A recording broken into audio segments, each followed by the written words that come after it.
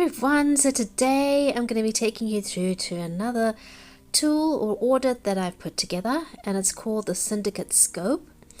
And why I call it the Syndicate Scope is that sometimes you'll find groupings of people like the tech bros or the smoothie girls, or I don't know, just different pockets of people, and you'll see there's sort of like a common thread, common denominator between all of these classified groups of people. And the reason why we want to isolate these different types or archetypes of people is because we are looking for what's called the ICP, and that's the ideal customer profile.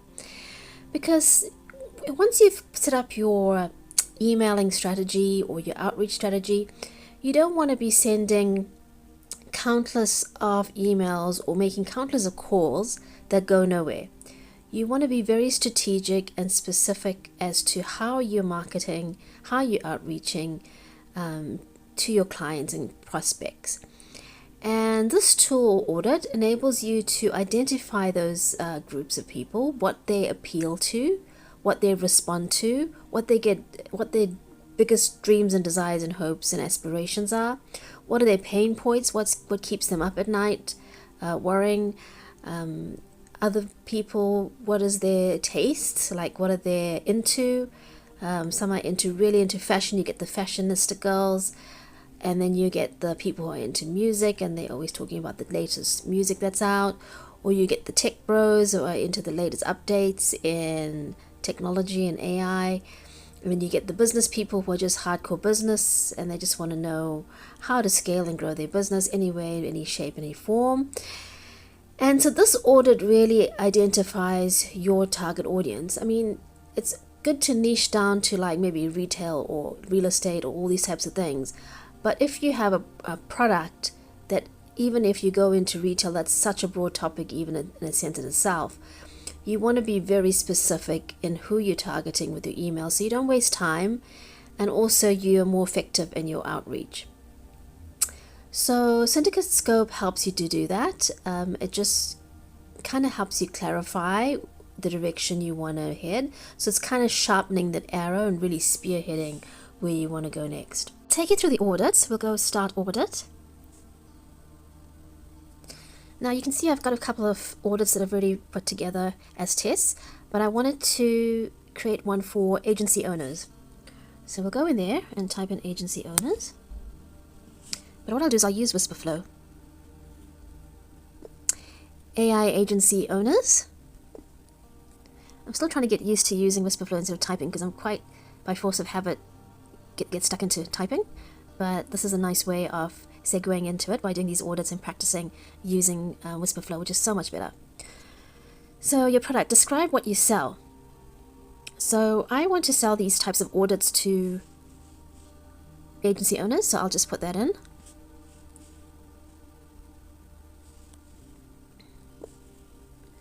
The product and service that I'd like to sell is targeted to agency owners looking to scale, clarify certain aspects of their business, and also implement AI into other businesses. The price point will be varied depending on their business. The target market, which is also optional, describe who you think your ideal customer is, or you can leave it blank.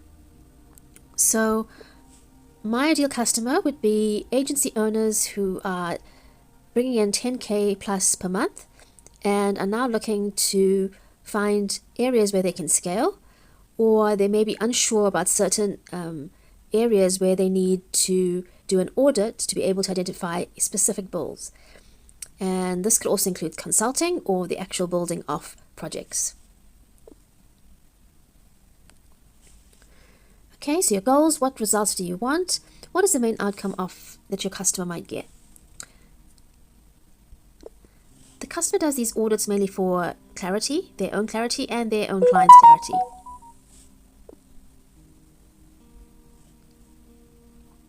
Additional context, and this is also optional. Anything else we should know? Competitors, existing marketing channels, brand tone. So with this, agency owners are looking to implement AI across the board to different businesses and companies. Each are quite unique, so we're wanting to do very specific audits for that particular company. And you generate the report, and there you have it. So for this particular ideal customer profile avatar is that your ideal customer is an ambitious business owner aged 28 to 42 who has built a service-based or product business to 10K to 30K a month revenue. They hit a growth plateau and feel overwhelmed by competing priorities, hiring, marketing, operations, and personal life balance. They are action-oriented self-starters who value direct, no BS mentorship over theoretical frameworks. They consume business content daily and have invested in at least one course or program before. They're willing to pay premium prices for hands-on guidance that accelerates their growth timeline. So the age distribution you can see here is 31 to 35 is the max. There's also the 25 to 30-year-olds and the 30 to 40-year-olds. And then here we can see what platform they're on. Obviously, it'll be LinkedIn, then Instagram, Twitter, and then YouTube. TikTok is the least likely for B2B. And then accountability, we have as the motivating factors, proven framework, peer network, speed to lead results, and status and credibility is probably the least on their minds. So we have a customer avatar here, Marcus Rivera, and basically he's 34 years old. His occupation would be agency owner or consultant. His income is around about hitting 12K to 25K a month. And his daily routine is he wakes up at 6:30, checks his Slack or his email before his coffee, sends mornings on client deliverables, afternoons on sales calls and team management, listens to business podcasts during lunch, evenings spent reviewing metrics and planning, and often works weekends, scrolls Twitter and LinkedIn before bed, looking for growth strategies. His secret insecurity, he secretly fears that he's got lucky and can't replicate his success at a high level, worries that he's not a real CEO and that their business would collapse without his consent or involvement. So his goals is to scale his revenue to 50K a month without burnout, build a team that operates without constant oversight, develop systems that create predictable revenue, achieve work-life integration, not just balance. And his frustrations is tried courses that were too generic for his particular stage, can't find peers at the same revenue level to brainstorm with, feels stuck in the owner-operator trap, information overload, just too many strategies and not enough focus. So the customer behavior targeting tips, he joins paid communities and masterminds. Targeting tip, target members of existing mastermind group on Facebook or Discord, and that's on a quarterly basis. His other behavior or where you can target is he engages with business growth content on LinkedIn, so maybe you can have a look on LinkedIn to find him. His targeting tip, run thought leadership ads on LinkedIn, targeting business owners of that specific segment of the market. Listens to podcasts during commute and gym. Targeting tip, guests on podcasts with 5 to 50K listeners in entrepreneurship niche. Maybe if that's all you're going to be targeting, it'd be a good idea for you to start a podcast and then invite business owners like himself on your podcast. And then, so attends virtual and local networking events. Targeting tips, sponsor or speak at local chamber of commerce or entrepreneur meetups. That's probably more likely where you'll find him. The searches for a business coach or scale my business on Google, so that's where he searches the most on. The SEO content targeting, long tail coaching keywords, and retargeting is what you want to be focusing on there. The digital footprint, digital hangouts, entrepreneurs, SaaS, small business on Reddit, Alex Amozi, obviously he's the GOAT. On Twitter, YouTube, you name it. My First Million and the Game podcast. I watch My First Million quite a lot. I find them very entertaining, those two. Especially since they put in the younger generation as well. They interview a lot of the younger youth who are coming up and are surprisingly amazing at entrepreneurship. The Facebook groups, Clients on Demand, and the Digital Marketing Engage. So those are the groups that you want to look at. The YouTube channels, obviously Patrick David is also a big one, and Dan Martell. And then my goats, obviously Leah Motley and Nick Seriev, the younger guys, but they are very, very good at what they do. And then you also have the females that are on there as well, to name a few. So co-working spaces, we work local hubs. Here in New Zealand, we have obviously the Business Blueprint, the Crate. We have other co-working spaces as well that I've seen around Auckland quite a lot. And in the Chamber of Commerce events, we also have meetups in New Zealand where you can just book in a meetup and meet up with other entrepreneurs in your space. And the BNI chapters, boutique gyms and CrossFit boxes, high achieving crowd. You'll find them, a lot of them are gym bros. They're very into their physique. And then the coffee shops in your business districts, obviously they have a coffee fixation, but make sure that it's organic coffee and really good high quality coffee. So the marketing hook, you didn't build a 10K month business to stay stuck there. Get the one-on-one strategy clarity that turns overwhelmed operators into confident CEOs in 90 days or less. So that's sort of one of the hooks you can use. You can obviously put that into ChatGPT or Gemini or Claude, and then come up with other similar hooks that sort of reel in this type of customer that you're looking for. The channel effectiveness score is a LinkedIn organic ads is probably the best bet for you. Then your podcast guesting. So I'm thinking of putting together a podcast, but I'm not there yet. I still want to build the foundation of my business first, and then I can start bringing in, especially female entrepreneurs in the AI space. I think there's a massive gap in the market for females, young females, like sort of my age and younger, looking to build up their business in AI. And I'm thinking of putting together a podcast to start with. And then YouTube long form. So you can do lots of YouTube long form, but you also need the short form to hook them in.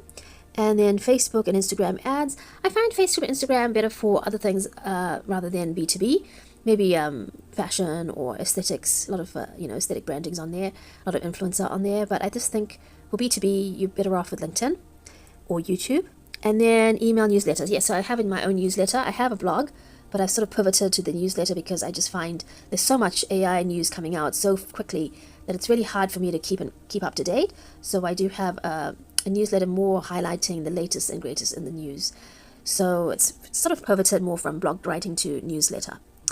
So yeah, so those are the different types of things. Highest concentration of your ICP decision makers actively consume business content, thought leadership posts, and sponsored content combo driving qualified leads. So they're looking for quality content to up-level their business strategy. So capture strategy lead with high value, ungated content that demonstrates coaching methodology using a strategic session or a strategy session. Funnel where prospects experience your coaching style firsthand, build authority through case studies, showing specific revenue milestones, clients that have hit those clients, and leverage LinkedIn as a primary organic channel, supplementing by podcast guests and targeted Facebook, Instagram ads to warm the audiences. So this is the 2026 market trends and insights. The business coaching market is projected to reach $27.5 billion by 2027, growing at 14% CAG.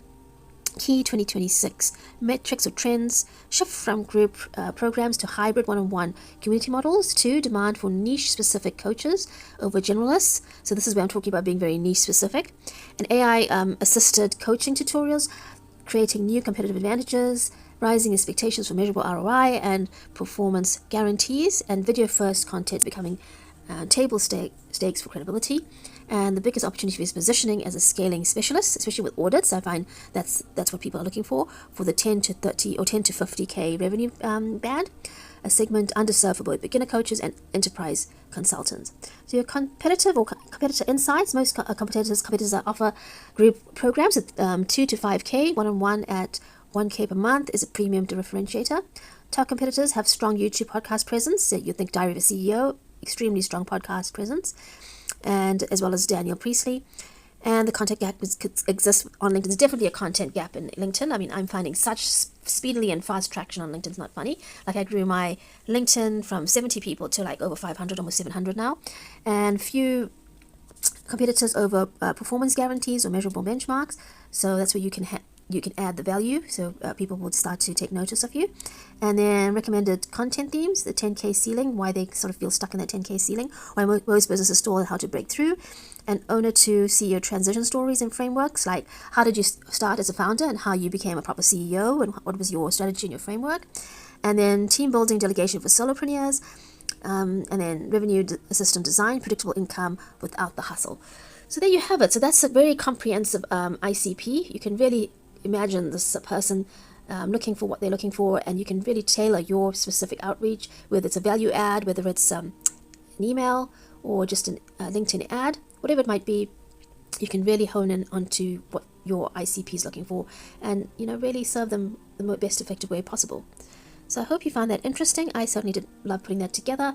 I did put a lot in here, so I might have to speed up this particular segment, but I do hope you can follow me and we can work together in finding your ICP. It might be something different to what I've put in the as a search in the audit, but you can always contact me, or we can work together and see how we can help one another. So that's it from me today, and I hope you enjoyed as I keep growing this business. And I'm quite enjoying putting these audits together and vibe coding and doing video, as well as my avatar, Everjoy. See you later.